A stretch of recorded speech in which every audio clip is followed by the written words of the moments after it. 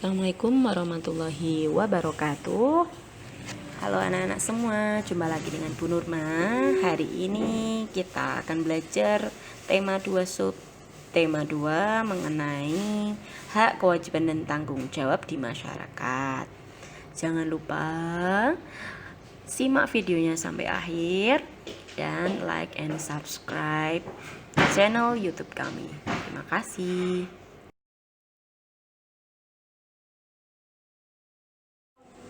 Hak, kewajiban, dan tanggung jawab sudah kita bahas di sebelumnya. Hak adalah sesuatu yang harus kita dapatkan, kemudian kewajiban adalah sesuatu yang harus kita lakukan. Nah, sedangkan tanggung jawab adalah tindakan yang kita lakukan untuk memenuhi kewajiban.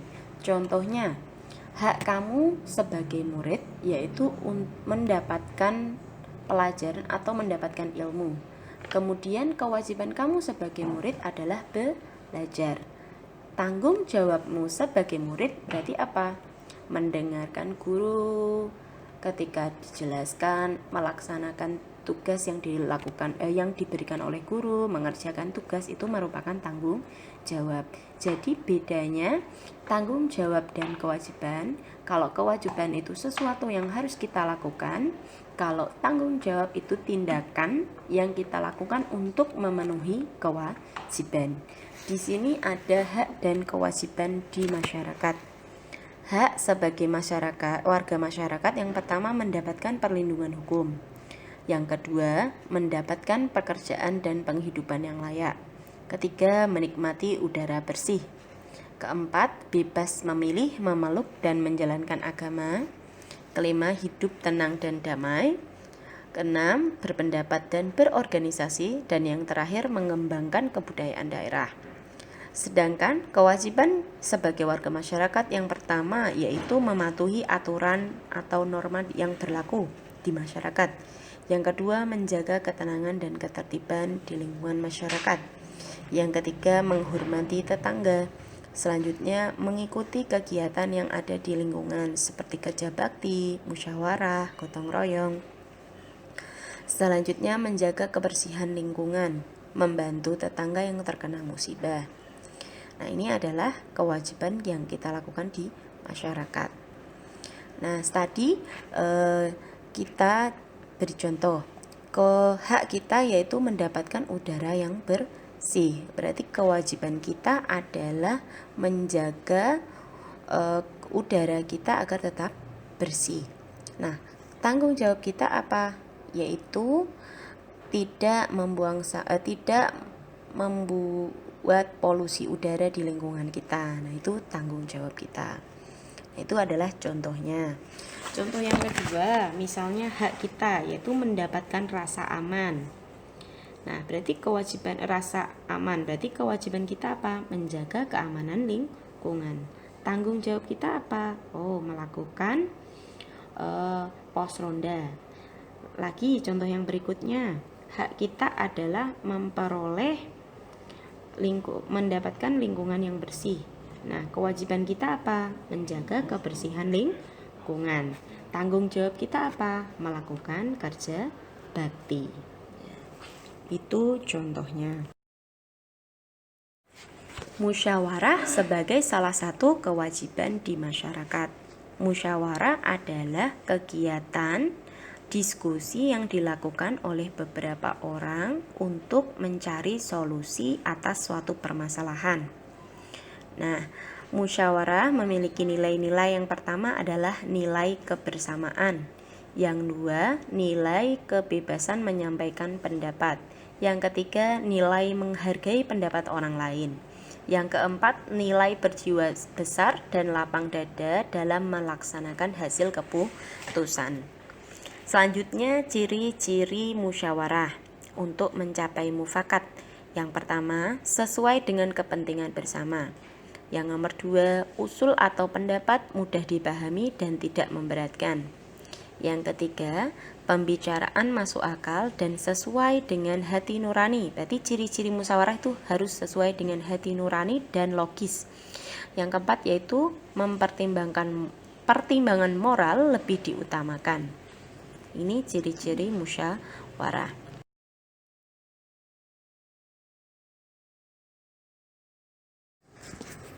Selanjutnya, prinsip dan aturan musyawarah. Yang pertama, dilandasi dengan akal sehat dan hati nurani. Yang kedua, dilandasi dengan semangat gotong royong dan kekeluargaan. Ketiga, mementingkan kepentingan bersama. Terus yang keempat, menghargai pendapat orang lain. Nomor 5, keputusan yang diambil dapat dipertanggungjawabkan secara moral kepada Tuhan Yang Maha Esa. Yang terakhir, melaksanakan keputusan bersama dengan dilandasi itikat baik dan tanggung jawab.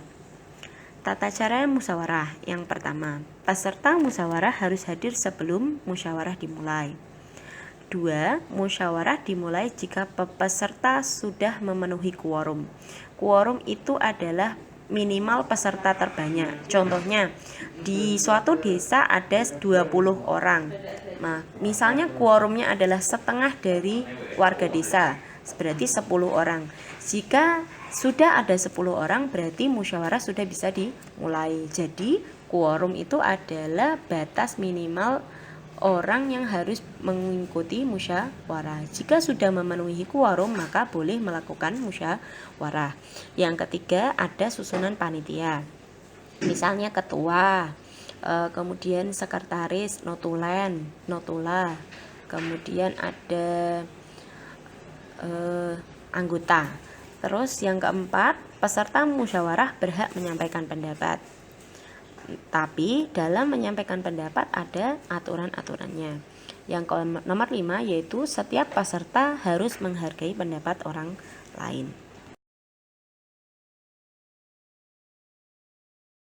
Cara mengeluarkan pendapat saat musyawarah. Yang pertama, mengacungkan jari. Setelah mengacungkan jari, baru berbicara setelah dipersilahkan oleh ketua musyawarah. Yang ketiga, jika ada yang berbicara, tunggu hingga pembicaraan selesai baru mulai berbicara. Yang keempat, menggunakan kata atau kalimat yang sopan. Yang kelima, suara yang kita keluarkan harus jelas untuk didengar semua orang. Sikap dalam musyawarah. Yang pertama, menghargai atau menghormati pendapat orang lain. Yang kedua, tidak memaksakan kehendak kepada orang lain. Misalnya kita punya usul untuk mengadakan acara 17-an Agustus. Nah, tetapi ada yang tidak setuju. Nah, kita tidak boleh memaksakan pendapat kita pada orang lain. Yang ketiga, tidak boleh mencela pendapat orang lain. Misalnya si Udin punya pendapat bahwa bumi itu datar. Lah, kita tidak boleh mencela pendapatnya Udin. Nah, tidak boleh mencela, pendapat kok kayak gitu. Nah, seperti itu tidak boleh. Yang terakhir yaitu tidak boleh memotong pembicaraan orang lain.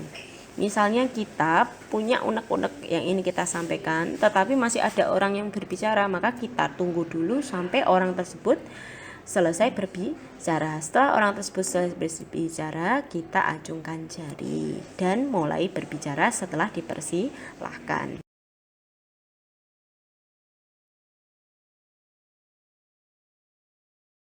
Oke.